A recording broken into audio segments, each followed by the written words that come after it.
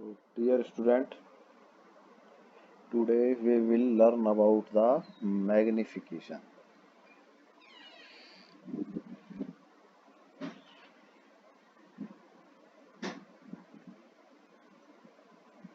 तो एक्चुअली में the beauty of any optical instrument is its magnification. कोई भी ऑप्टिकल इंस्ट्रूमेंट है उसका मैग्निफिकेशन बहुत इंपॉर्टेंट होता है. एक्चुअली में मैग्निफिकेशन है क्या चीज़, इसके बारे में हम बताएं आपको. तो इन optics magnification means ratio of size of image relative to the size of the object creating it. है ये क्या है? This is the ratio of magnification is the ratio of magnification is the ratio of size of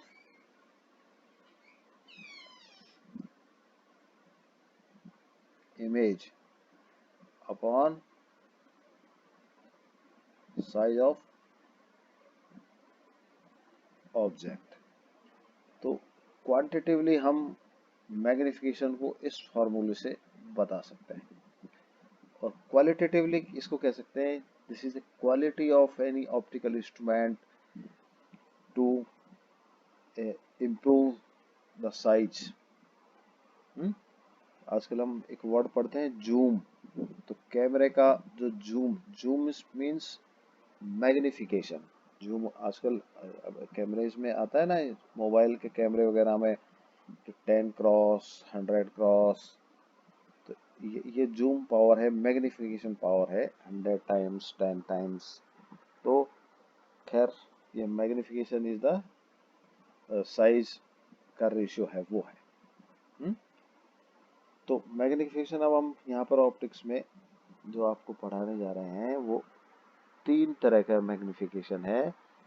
एक है linear magnification, पहला है linear magnification.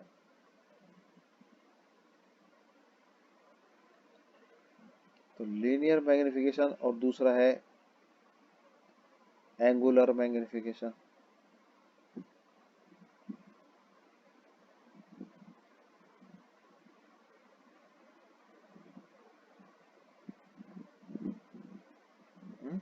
Linear magnification इसको हिंदी में कहेंगे रेखिक आवर्धन.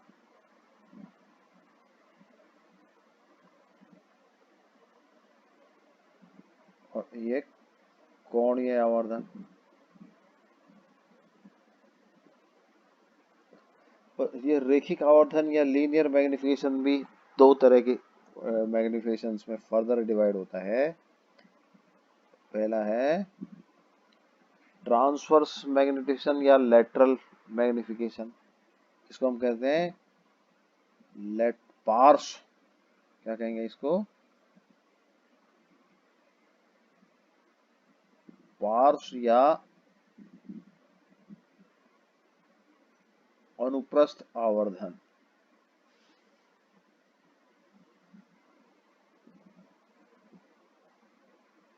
ट्रांसवर्स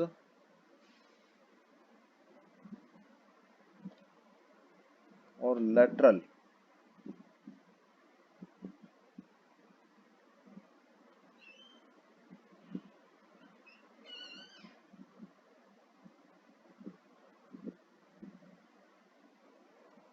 और इसमें दूसरा आएगा लॉन्गिट्यूडनल या अनुदैर्ध्य आवर्धन.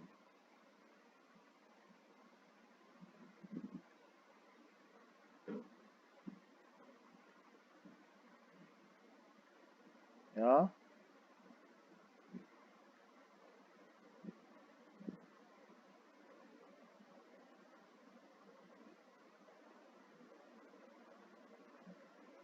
तो अब हम 3 तरह के मैग्निफिकेशन में हम बता रहे हैं आपको.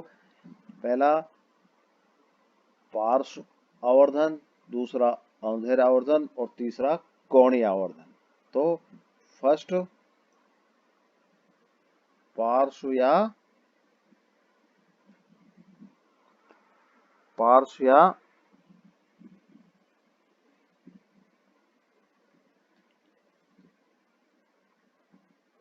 अनुप्रस्थ, दूसरा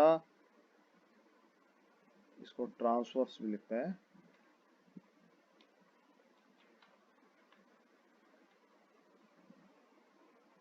दूसरा अनुदैर्ध्य,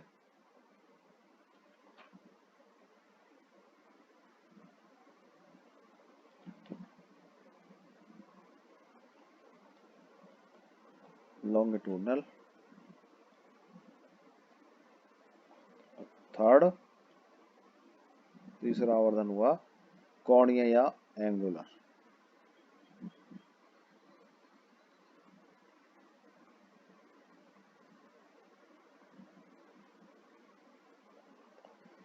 खैर अब हम तीनों के बारे में बताएंगे आपको एक एक करके।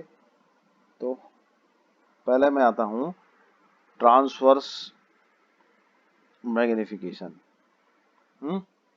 और अब हम क्या किस पे पढ़ेंगे इसको, एक गोलीय सतह पर है, या ऐसे लिखें गोलीय अपवर्तक सतह पर।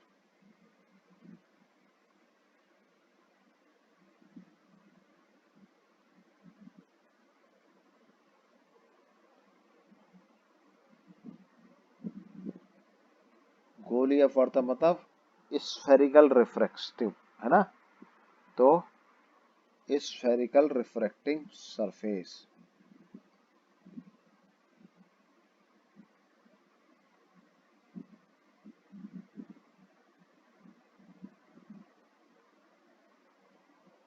तो हम तीनों तरह के आवर्धन पढ़ेंगे। गोलीय अपवर्तक सतह मतलब एक सतह जो इंटरफेस है वो कैसा है, स्फेरिकल है, जैसा कि हमने लास्ट लेक्चर में बताया था। कि अब देखिए इस फिगर में बनाता हूँ। पहला मैं आपको बताने जा रहा हूँ, पहला आवर्धन है ट्रांसवर्स या अनुप्रस्थ आवर्धन।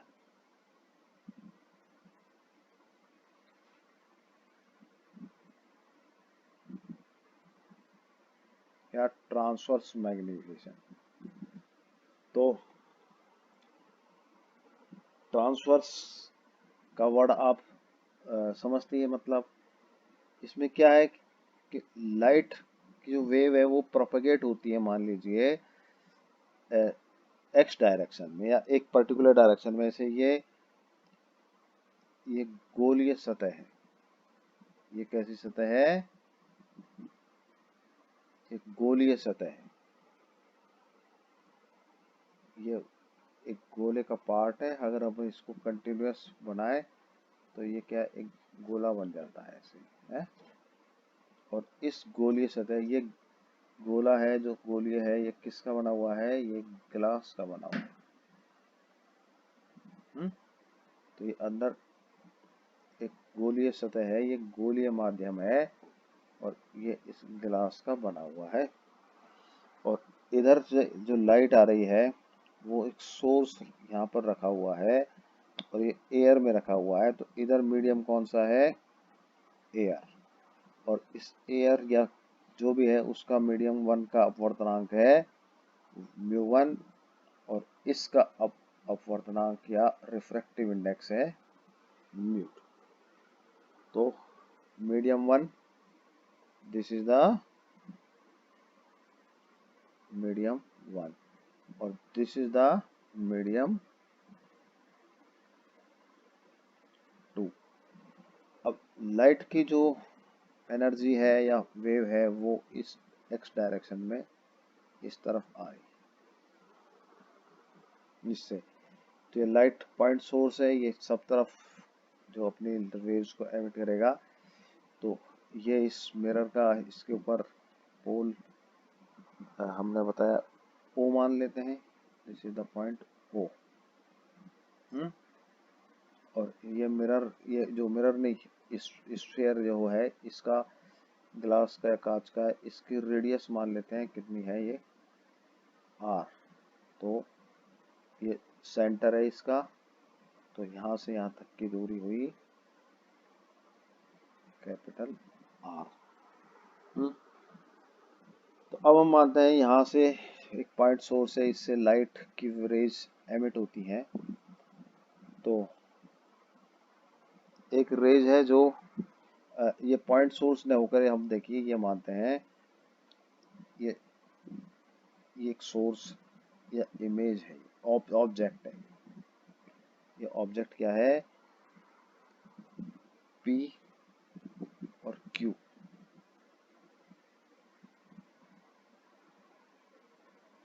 पी क्यू क्या है?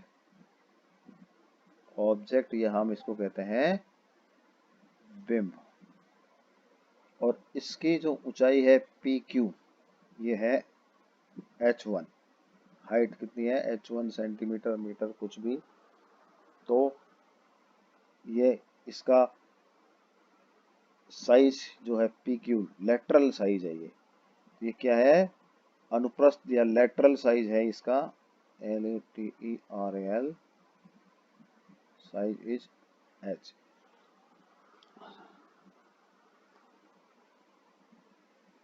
अब इस पी क्यू के इस पॉइंट से, मान लीजिए एक रे क्यू के इस पॉइंट से इधर चल रही है, जो इस एक्सिस के पैरेलल है ये।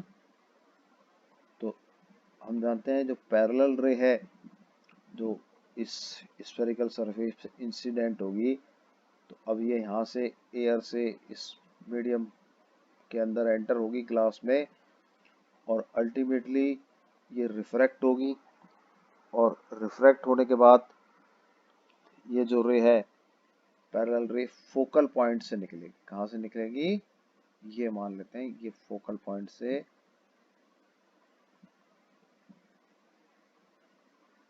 ऐसे जाती है। तो ये रे ऐसे निकलती है, तो ये पॉइंट हुआ फोकल पॉइंट इसका एफ, इस साइड का। तो ये एक्सिस को हमने और आगे बढ़ाया। अब एक रे है, हम ये मानते हैं कि यहाँ से निकलती है और ये सीधी सेंटर की तरफ आती है। कहाँ आती है?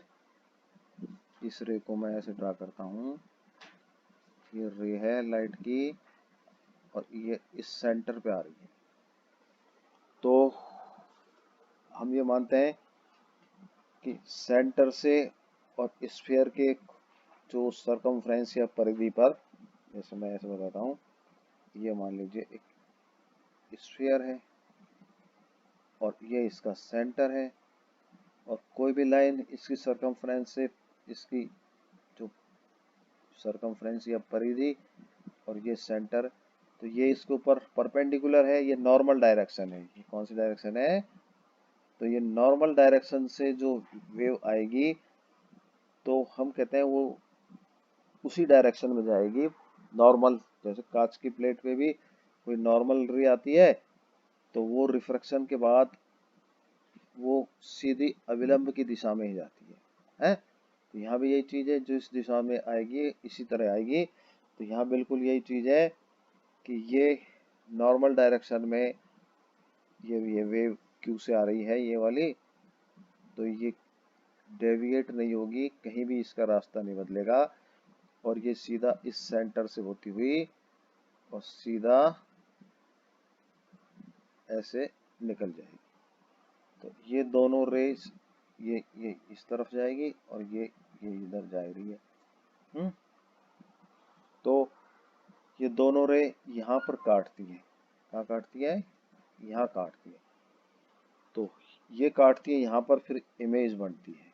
यहाँ पर इन दोनों की क्या काट, जहाँ जिस जगह काटते हैं वहाँ इमेज बनती है। तो इसको मान लो मैं इस फिगर को और ड्रा करता हूँ। ये इमेज बनती है, तो ये इन्वर्टेड इमेज है। देखिए आप, तो ये पॉइंट मान लीजिए P डैश, और ये पॉइंट हो गया Q डैश, और इसकी जो हाइट है ये h2। तो इन्वर्टेड हाइट है ये। इसकी हाइट मान लीजिए PQ h1 है। तो बिंब की साइज है पी क्यू, ये पी क्यू, और image size P dash Q dash is image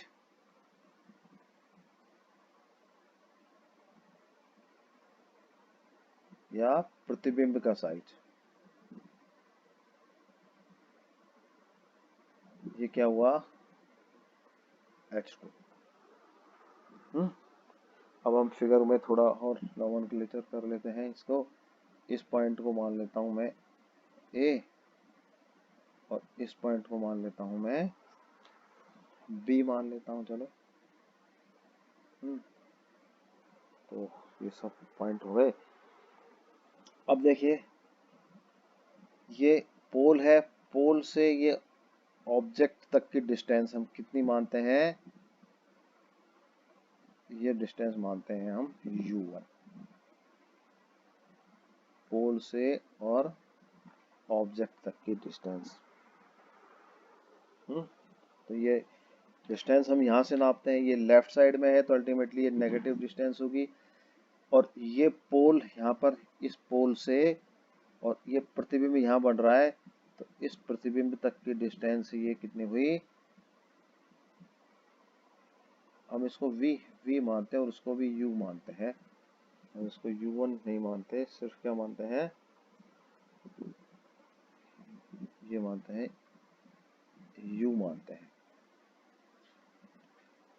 तो ये OP कितनी हो गई, या OP डिस्टेंस हो गई U, और OP डैश डिस्टेंस हो गई V, और OF डिस्टेंस हो गई F याद नहीं आएगा, अपने काम नहीं आएगा, और OC डिस्टेंस हो गई अपने को पास R। तो ये कई डिस्टेंस है। तो अब हम क्या करते हैं, चलो ये फिगर हम, ये फिगर है इसको हटा के, काम नहीं है ये।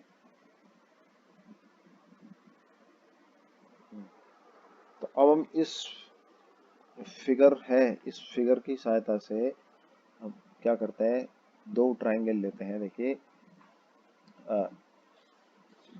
हमारे पास H1 और H2 क्या है, यहाँ देखिए H1 H2 ये लेटरल साइज है, H1 और H2 लेटरल या अनुप्रस्थ साइज है इमेज के।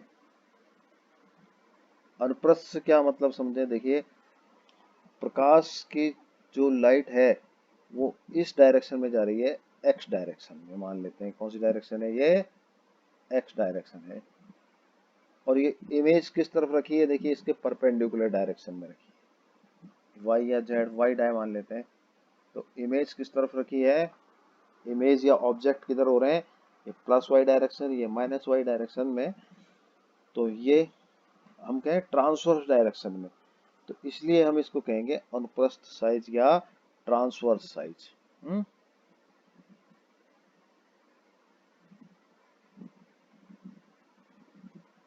तो अब इन दोनों का जो रेशियो होगा H2 और H1 का, ये हो गया ट्रांसवर्स मैग्निफिकेशन। M बराबर क्या कहेंगे इसको, अनुप्रस्थ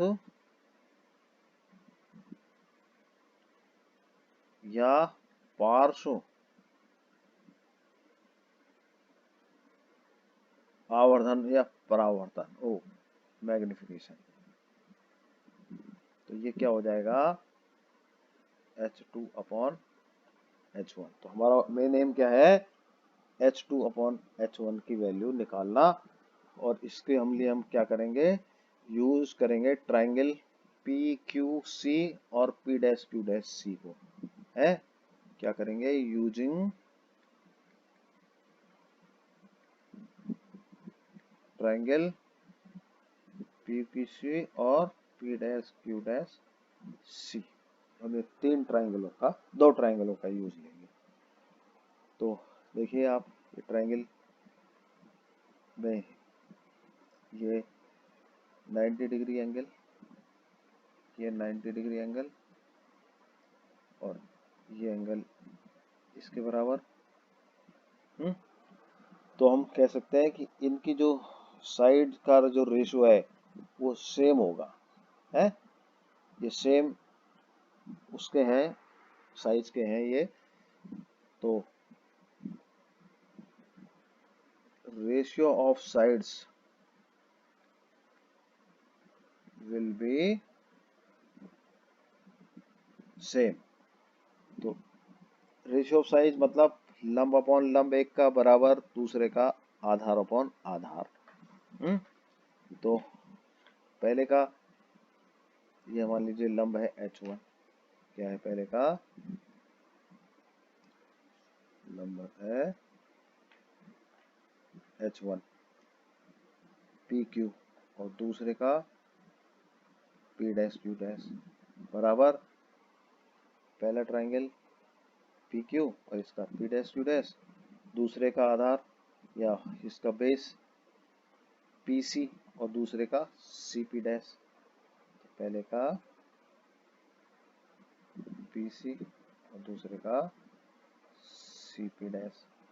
तो PQ तो क्या है H1 है और PQ डैश Q डैश क्या है H2 है। अभी हमने देखिए इनको सिर्फ डिस्टेंसेस ली हैं, साइन की परिपाटी के हिसाब से कन्वेक्शनल साइज नहीं लिया है। हम क्या करते हैं साइजों को, जैसे ये ओरिजिन है, तो ये ओरिजिन हम इसके इधर मानते हैं, इधर मानते हैं O पॉइंट पर, ये वाला परिपाटी के लिए ये O पॉइंट पे ओरिजिन हो गया। तो इस तरफ की सारी डिस्टेंस पॉजिटिव डिस्टेंस होंगी और इससे इधर की सारी डिस्टेंस नेगेटिव होंगी एक्स डायरेक्शन में, और ऐसे ही इससे इधर की तरफ की सारी डिस्टेंस पॉजिटिव होंगी और इस तरफ की सारी डिस्टेंस नेगेटिव होंगी। अगर H1 ऊपर की तरफ की है तो H1 पॉजिटिव होगा और H2 नीचे की तरफ है तो नेगेटिव होगा। ऐसे ही अभी देखते हैं हम और बताएं। PC, PC देखिए PC कहाँ पर है, ये P और C। तो PC देखिए ये तो क्या है U और ये है R। तो ये डिस्टेंस U है। साइन कन्वेक्शन U लेते हैं। अब डिस्टेंस इसको नापते हैं कहाँ से, इस पोल से। तो ये U डिस्टेंस नेगेटिव हो गई, क्या हो गई, यहाँ से यहाँ तक की डिस्टेंस नेगेटिव और यहाँ से यहाँ तक की डिस्टेंस पॉजिटिव। तो PQ किसके बराबर है PO प्लस OC। PC किसके बराबर है PO plus OC, PO plus OC। CP dash किसके बराबर है, इस ट्राइंगल में देखिए CP डैश बराबर है, देखिए ये पूरी डिस्टेंस तो ये यहाँ तक की V है और यहाँ से इस छोटी डिस्टेंस निकल गई R, तो ये हो गई V माइनस R। तो CP डैश किसके बराबर है OP डैश माइनस OC, किसके बराबर है OP डैश माइनस OC। तो PO किसके बराबर हुआ, फिर देख लेते हैं, PO माइनस U और ये R। तो साइन कन्वेक्शन में हम क्या करें, अब इसको H1 positive H2 negative minus, और इसमें बराबर PO को माइनस U और ये प्लस R, क्योंकि U इस इधर से माइनस की तरफ नाप रहे हैं और OP डैश O से P डैश लेफ्ट साइड में, राइट साइड में, तो ये हो गया V और ये माइनस R। तो हम इसको ऐसा लिख सकते हैं बराबर, यहाँ भी माइनस हटा देंगे इसको, तो इसको हम ऐसा लिख देते हैं R minus U upon R minus V negative. तो हम इसको लिखेंगे H1 अपॉन H2 बराबर R minus you upon R minus V. तो ये हमने फिगर से निकाल लिया। किससे निकाला? फिगर से कैलकुलेट किया ये आवर्धन या इसका ट्रांसवर्स मैग्निफिकेशन। अब हम क्या करते हैं, v और u की जो वैल्यू है वो तो वेरिएबल है। अब हम यू वी आर का एक रिलेशन हमने पढ़ा, आपको लास्ट लेक्चर में बताया था कि स्फेरिकल सरफेस पे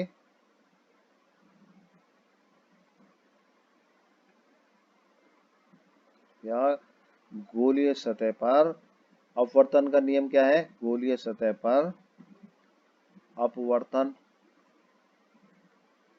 नियम का सूत्र होता क्या? हमने बताया था u2 upon v minus mu one upon u equal to mu two minus mu one upon R. तो ये क्या है? अपवर्तन का नियम है, गोलीय सतह पर अपवर्तन का नियम है। तो अब हम क्या करते हैं, ये इसको थोड़ा सा सिंप्लीफाई कर लेते हैं। ऐसा करते हैं mu two upon v mu one upon u mu two upon R mu one upon R. तो mu two upon v minus mu two upon R बराबर mu one upon u minus mu one upon R. तो इसमें क्या करें, म्यू2 कॉमन ले लें, 1 upon v minus 1 upon R, mu one common ले लें, 1 upon u minus 1 upon R. तो ये क्या हो गया, mu two R v upon R minus we upon R v. Mu one common ले लिया, ये तो है ही, और ये R minus you upon R u. तो ये आर से तो ये आर कैंसिल हो जाएगा, और हम इसको और सिंप्लीफाई करें, म्यू2 अपॉन म्यू1 बराबर R minus you upon R minus V. हम क्या करते हैं, इक्वेशन को नंबर लिख देते हैं, इसका 1 नंबर इक्वेशन देते हैं और इसको 2 नंबर इक्वेशन देते हैं। तो 1 और 2 से देखिए, R minus you upon R minus V और ये R minus you upon R minus V, दोनों के आर एच एस सेम है। तो ये किसके बराबर है? H1 अपॉन H2 के।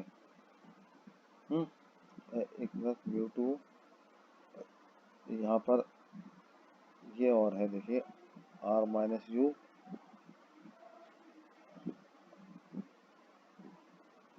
अपॉन यू और इधर v और है, ये इस इक्वेशन से आता है। तो यहाँ पर हम इसको ऐसे लिखते हैं, v upon U multiply R minus you upon R minus V, और ये किसके बराबर है? इक्वेशन 1 से H1 अपॉन H2 के बराबर, v upon you H1 upon H2 के बराबर म्यू2 अपॉन म्यू1, या H2 अपॉन H1 के बराबर। ये किसके बराबर है? H1 अपॉन H2 के बराबर। तो इससे हम क्या लिख सकते हैं, H2 अपॉन H1 बराबर, इसको क्रॉस मल्टीप्लिकेशन कर लें, v अपॉन यू और म्यू1 अपॉन म्यू टू। तो ये हो गया m बराबर v upon u mu one upon mu two. तो this is the formula for transverse magnification. किसके लिए फार्मूला है ये? ट्रांसवर्स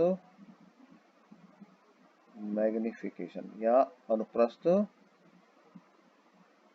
आवर्धन के कारण है ये m। तो अनुप्रस्थ आवर्धन m बराबर ये फार्मूला है